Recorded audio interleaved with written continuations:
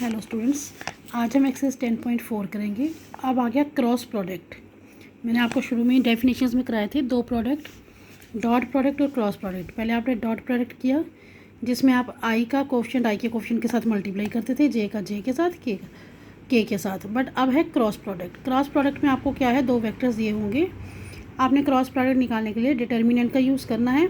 First row में आई जे के, second row में फर्स्ट वेक्टर के आई जे के कोफिशिएंट्स और फिर सेकंड वेक्टर के आई जे के कोफिशिएंट आएंगे थर्ड रो में।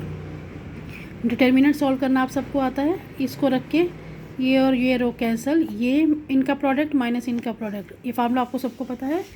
इसका आंसर ये आ गया।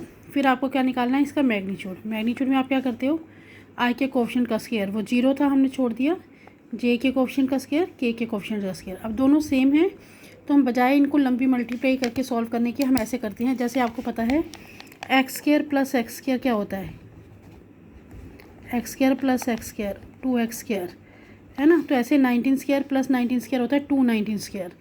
अब 19 का स्क्वायर है तो ये रूट से बाहर आ जाएगा और अंदर ये 2 अकेला है वो बच जाएगा। ये ध्यान रखना, अगर दोनों सेम हो तब ये फार्मूला आप लगा सकते हो। ये आपका निकल गया। ये फर्स्ट क्वेश्चन था।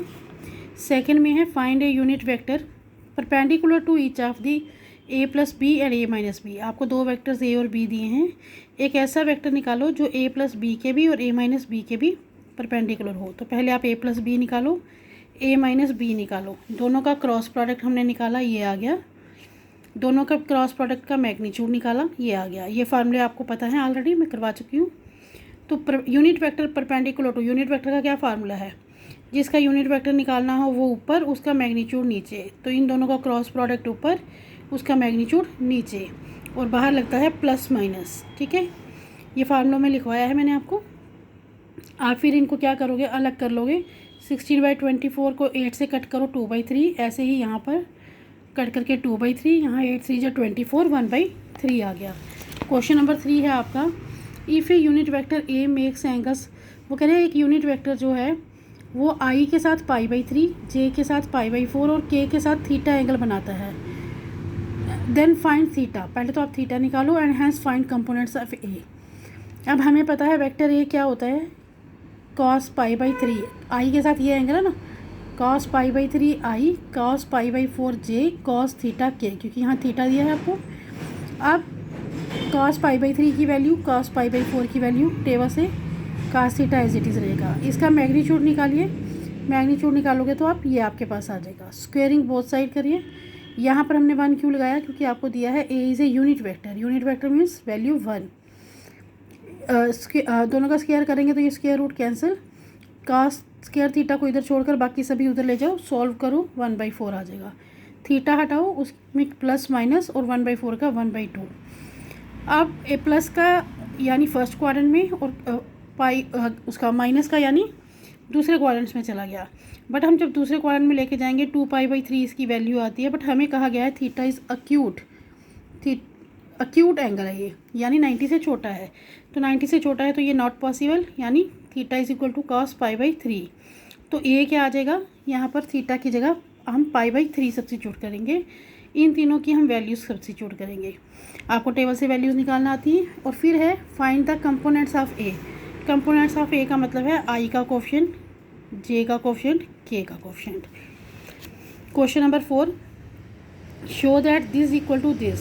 सिंपल है बिल्कुल। लेफ्ट हैंड साइड लेंगे हम क्रॉस प्रोडक्ट। ए को पहले दोनों से मल्टीप्लाई, बी को दोनों से मल्टीप्लाई। जब ए क्रॉस ए और बी क्रॉस बी है तो वो 0 हो जाएंगे। क्यों, क्रॉस प्रोडक्ट में आप डिटर्मिनेंट लेते हो। डिटर्मिनेंट में जब दो रोज सेम होती हैं तो उसका क्या होता है, आंसर 0 होता है। बचे आपके पास ये दोनों। अब इसको हमने उल्टा किया तो ये प्लस हो गया। आपको डिटर्मिनेंट पूरा चैप्टर आपने पढ़ा है। जब हम दो रोज़ या दो कॉलम्स को आपस में चेंज करते हैं तो साइन चेंज हो जाता है। तो यहाँ साइन चेंज हो गया। अब ये दोनों सेम हो गए तो ये आ गया इसके इक्वल। यही आपको प्रूव करना था। क्वेश्चन नंबर 5 देखिए, आपको दिया है find lambda and mu if ये cross product is equal to 0। इन दोनों का क्रॉस प्रोडक्ट 0 है। क्रॉस प्रोडक्ट आपको मैंने बता दिया कैसे निकालना है। ऊपर आई जे के पहले वेक्टर के कोफिशिएंट्स, दूसरे के कोफिशिएंट्स इक्वल टू 0। इसको सॉल्व करो। जब आप इसको इसके 0 वेक्टर का मतलब है आई भी 0, जे भी 0, के भी 0, 0 वेक्टर लिखा है। ठीक है। जब इससे लेफ्ट हैंड साइड और राइट हैंड साइड को कंपेयर करोगे तो ये भी जीरो, ये भी जीरो, ये भी जीरो। अब इसमें सिर्फ म्यू है, इसको फर्स्ट को अभी एज इट इज़ छोड़ो, तो यहाँ से सिंपली म्यू की वैल्यू निकल रही है। इसमें सिर्फ लैम्डा है तो सिंपली लैम्डा की वैल्यू निकल रही है।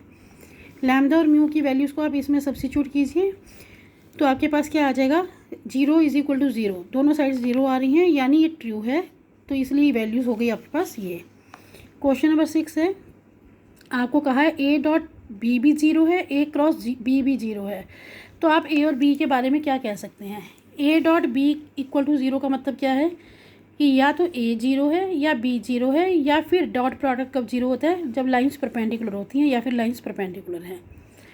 क्रॉस प्रोडक्ट जीरो है तो आइदर ए, या तो ए जीरो है या बी जीरो है, या फिर लाइंस पैरेलल है। क्रॉस प्रोडक्ट में लाइन क्या होती है, पैरेलल।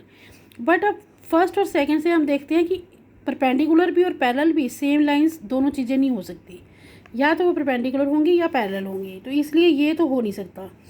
अब बचा या तो ए इक्वल टू ज़ीरो है या बी इक्वल टू ज़ीरो है, और ए और बी ज़ीरो होंगे तो उनके मॉडल्स भी ज़ीरो होंगे। 7वां क्वेश्चन है, let the vectors A B C B given. आपको दिया है ए की वैल्यू, बी की, सी की, आपको ये शो करना है। ठीक है, ए बी सी दिए हैं, लेफ्ट हैंड साइड लेते हैं हम ए क्रॉस बी प्लस सी, तो पहले ब्रैकेट को हमेशा सॉल्व करती है। बी प्लस सी में इन दोनों को मैंने प्लस किया, आई वाला आई में प्लस, जे वाला जे में, के वाला के में।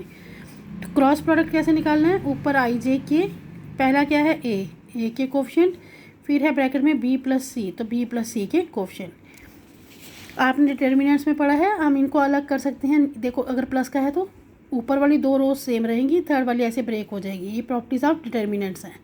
तो ये left hand side as it is छोड़ेंगे, ये राइट हैंड साइड लेंगे, ए क्रॉस बी यही आएगा जो यहाँ पर था, ए क्रॉस सी यही आएगा, आई जे के ए के कोफिशिएंट और बी के कोफिशिएंट, ऐसे ही ए के कोफिशिएंट सी के कोफिशिएंट हो गए, दोनों side equal, left hand side equal to right hand side. अब वो कह रहे हैं if either A equal to zero और B equal to zero then A cross B equal to zero होता है। हमने अभी भी पिछले क्वेश्चन में भी किया कि अगर इन दोनों में से एक जीरो है तो क्रॉस प्रोडक्ट, क्योंकि एक पूरी रो जीरो आएगी तो क्रॉस प्रोडक्ट जीरो होगा। तो क्या इसका कन्वर्स कि ए क्रॉस प्रोडक्ट जो है वो जीरो है तो ए और बी जीरो ज़रूरी है, क्या ये सही है। हम लेते हैं कोई भी, मैंने लिया सबसे सिंपल, मैंने लिया आई प्लस जे प्लस के, तो बी में क्या करो सबको सेम से, मैंने 2 से मल्टीप्लाई किया, 2 3 किसी से भी छोटी सी छोटी लो, आपको ईजी रहेगा। ठीक है, यहाँ पर 1 1 1 आ गया, यहाँ पर 2 2 2 आ गया। जब हमने यहाँ से, आपको पता है प्रॉपर्टीज़ पता है कि 2 आप कॉमन निकालोगे तो दो रोज सेम हो जाएंगी और आंसर जीरो हो जाएगा, है ना। तो हमने इसको सोल्व करके दिखा दिया, ये जीरो हो गया। अब मॉडल मैग्नीट्यूड ऑफ ए निकालो, मैग्नीट्यूड ऑफ बी निकालो, ये जीरो नहीं है, इसका मतलब इसका कन्वर्स जो है वो सही नहीं है। अब find the area of triangle, 3 vertices दिए हैं। एरिया ऑफ ट्राइंगल का फार्मूला मैंने आपको लिखवाया है, half of A B into B C, कोई भी दो साइड्स ले सकते हैं आप।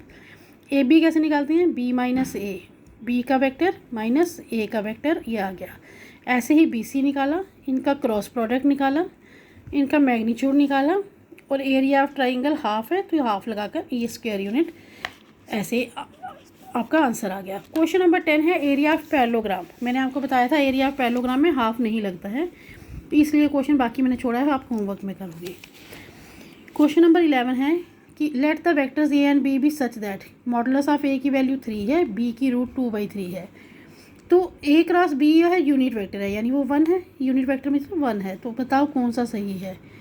हमें पता है ए क्रॉस बी 1 दिया है, तो हमारे पास एक फार्मूला है A cross B is equal to modulus of A modulus of B sine theta. तो modulus of A modulus of B sine theta is equal to 1 हो गया। ठीक है, आप वैल्यू भरो मॉडुलस ऑफ ए की, बी की, तो ये कट हो गए, रूट 2 इधर ले आओ, 1/√2 साइन में किसकी वैल्यू है, π/4 की, थीटा हो गया π/4। इस एक्सरसाइज का लास्ट क्वेश्चन है, आपको एरिया ऑफ रेक्टेंगल बताना है, ए बी सी डी दिए हैं, ये मैंने पूरा नहीं किया है, आप करोगे।